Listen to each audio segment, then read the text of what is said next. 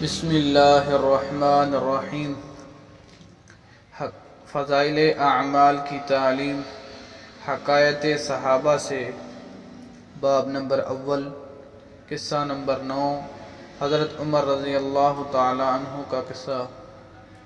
حضرت عمر رضی اللہ تعالی عنہ، جن کے پاک نام پر آج مسلمانوں کو فخر ہے اور جن کے جوش ایمانی سے آج 1300 برس بعد تک کافروں کے دلوں میں خوف ہے، اسلام لانے سے قبل مسلمانوں کے مقابلہ اور تکلیف پہنچانے میں بھی ممتاز تھے۔ نبی اکرم صلی اللہ علیہ وسلم کے قتل کے در پہ رہتے تھے۔ ایک روز کفار نے مشورے کی کمیٹی قائم کی کہ کوئی ہے جو محمد صلی اللہ علیہ وسلم کو قتل کر دے۔ عمر نے کہا کہ میں کروں گا۔ لوگوں نے کہا کہ بے شک تم ہی کر سکتے ہو۔ عمر تلوار لٹکائے ہوئے اٹھے اور چل دیے۔ اس فکر میں جا رہے تھے کہ ایک صاحب قبیلہ زہرہ کے، جن کا نام حضرت سعد بن ابی وقاص رضی اللہ تعالی عنہ ہے اور بعض نے اور صاحب لکھے ہیں، ملے۔ انہوں نے پوچھا کہ عمر کہاں جا رہے ہو؟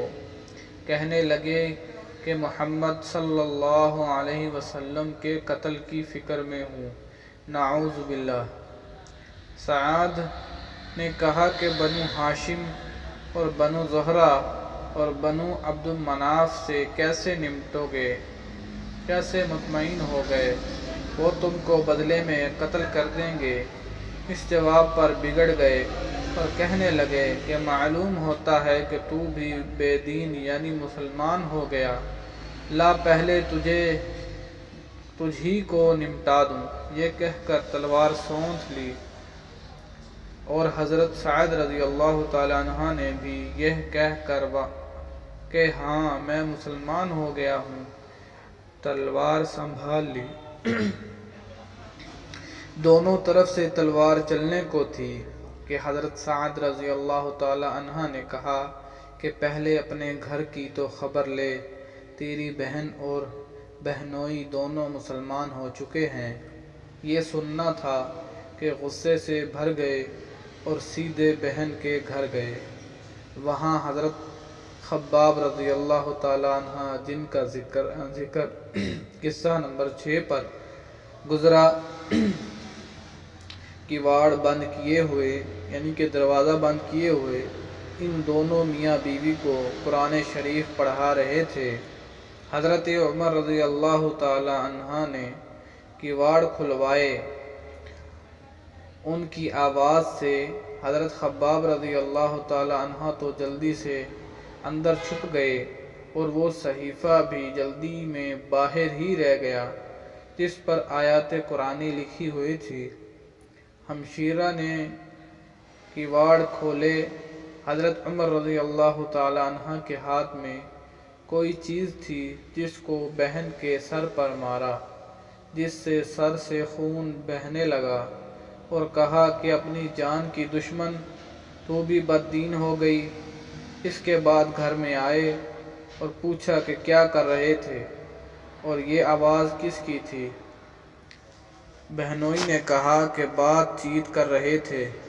کہنے لگے کہ کیا تم نے اپنا دین چھوڑ دیا کر دوسرا دین اختیار کر لیا؟ بہنے لگا اور کہا کہ اپنی جان کی دشمن، تو بھی بد دین ہو گئی ہے۔ اس کے بعد گھر میں آئے اور پوچھا کہ کیا کر رہے تھے اور یہ آواز کس کی تھی؟ بہنوئی نے کہا کہ بات چیت کر رہے تھے۔ کہنے لگے کیا تم نے اپنے دین کو چھوڑ کر دوسرا دین اختیار کر لیا ہے؟ بہنوئی نے کہا کہ اگر دوسرا دین حق پر ہو تب یہ سننا تھا کہ ان کی داڑھی پکڑ کر کھینچی اور بے تحاشا ٹوٹ پڑے اور زمین پر گرا کر خوب مارا۔ بہن نے چھڑانے کی کوشش کی تو ان کے منہ پر ایک تمانچہ اس زور سے مارا کہ خون نکل آیا۔ وہ بھی آخر عمر ہی کی بہن تھی۔ کہنے لگی کہ عمر، ہم کو اس وجہ سے مارا جاتا ہے کہ ہم مسلمان ہو گئے۔ بے شک ہم مسلمان ہو گئے ہیں، جو تجھ سے ہو سکے تو کر لے۔ اس کے بعد حضرت عمر رضی اللہ تعالیٰ عنہ کی نگاہ اس صحیفے پر پڑی جو جلدی میں باہر رہ گیا تھا، اور غصے کا جوش بھی اس مار پیٹ سے کم ہو گیا تھا، اور بہن کے اس طرح خون میں بھر جانے سے شرم سی بھی آ رہی تھی۔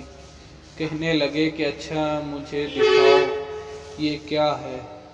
بہن نے کہا کہ تو ناپاک ہے اور اس کو ناپاک ہاتھ نہیں لگا سکتے۔ ہر چند اصرار کیا مگر وہ بے وضو اور غسل کے دینے کو تیار نہ ہوئے۔ حضرت عمر رضی اللہ تعالیٰ عنہ نے غسل کیا اور اس کو لے کر پڑھا۔ اس میں سورۃ طٰہٰ لکھی ہوئی تھی۔ اس کو پڑھنا شروع کیا اور اننی انا اللہ لا الہ الا انا فاعبدونی واقیموا الصلاۃ لذکری تک پڑھا تھا کہ حالات ہی بدل گئے۔ کہنے لگے کہ اچھا مجھے بھی محمد صلی اللہ علیہ وآلہ وسلم کی خدمت میں لے چلو۔ یہ الفاظ سن کر حضرت خباب رضی اللہ تعالیٰ عنہ اندر سے نکلے اور کہا کہ اے عمر، تجھے خوشخبری دیتا ہوں کہ کل شب پنجشنبہ میں حضور اقدس صلی اللہ علیہ وآلہ وسلم نے دعا مانگی تھی کہ یا اللہ، عمر اور ابو جہل میں جو تجھے زیادہ پسند ہو اس سے اسلام کو قوت عطا فرما۔ یہ دونوں قوت میں مشہور تھے۔ معلوم ہوتا ہے کہ حضور صلی اللہ علیہ وسلم کی دعا تمہارے حق میں قبول ہو گئی۔ اس کے بعد حضور صلی اللہ علیہ وسلم کی خدمت میں حاضر ہوئے اور جمعے کی نماز کو اور جمعے کی صبح کو مسلمان ہوئے۔ ان کا مسلمان ہونا تھا کہ کفار کے حوصلے پست ہونا شروع ہو گئے، مگر پھر بھی یہ نہایت مختصر جماعت تھی اور وہ سارا مکہ بلکہ سارا عرب، اس لیے اور بھی جوش پیدا ہوا اور جلسے کر کے مشورہ کر کے ان حضرات کو ناپید کرنے کی کوشش ہوتی تھی اور طرح طرح کی تدابیریں کی جاتی تھیں۔ تاہم اتنا ضرور ہوا کہ مسلمان مکہ کی مسجد میں نماز پڑھنے لگے، اور حضرت عبداللہ بن مسعود رضی اللہ تعالیٰ عنہ فرماتے ہیں کہ حضرت عمر کا اسلام لانا مسلمانوں کی فتح تھی اور ان کی ہجرت مسلمانوں کی مدد تھی اور ان کی خلافت رحمت تھی۔ بس میرے بھائیوں، دوستوں، بزرگوں، اللہ تعالیٰ نے میری آپ کی بلکہ ساری انسانیت کی دنیا آخرت کی کامیابی دین میں رکھی ہے۔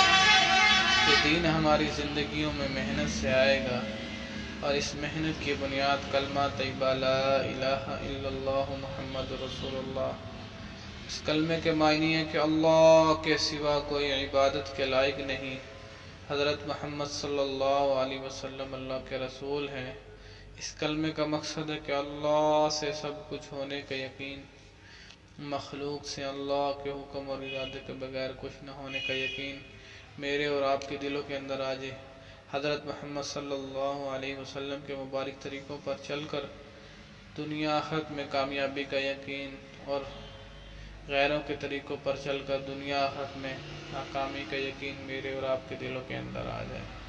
بس میرے بھائیوں، دوستوں، بزرگوں، یہ کلمہ اتنا وزنی کلمہ ہے کہ زمین و آسمان، سورج، چاند، ستارے، سیارے، جتنا کچھ زمین کے اندر ہیں، درخت، نباتات، سب کچھ ایک پلڑے میں رکھ دیا جائے، دوسرے پلڑے کے اندر کلمہ رکھ دیا جائے تو کلمے والا پلڑا جو ہے وہ وزنی ہو جائے گا۔ جب ہم کلمہ پڑھتے ہیں تو دین کے دوسرے احکام ہمارے اوپر فرض ہو جاتے ہیں۔ اس میں سب سے بڑا حکم ہے نماز۔ نماز دین کا ستون ہے، مومن کی معراج، شیطان کا منہ کالا کرتی ہے، افضل جہاد ہے، متقی کی قربانی ہے۔ جو اس وقت 5 وقت کی نماز کا اہتمام کرے گا اللہ جل شانہ اس کو 5 بڑے انعام عطا فرمائیں گے۔ سب سے پہلے رزق کی تنگی دور ہو جائے گی، عذاب قبر ہٹا دیا جائے گا، نامہ اعمال دائیں ہاتھ میں ملے گا، پل صراط سے بجلی کی تیزی سے گزار دیا جائے گا، بغیر حساب کتاب کے جنت میں داخل کر دیا جائے گا۔ بس میرے بھائی دوستو بزرگوں، اللہ تعالیٰ ہمیں بھی 5 وقت کی نماز کا اہتمام کرنے والا بنائے، آمین۔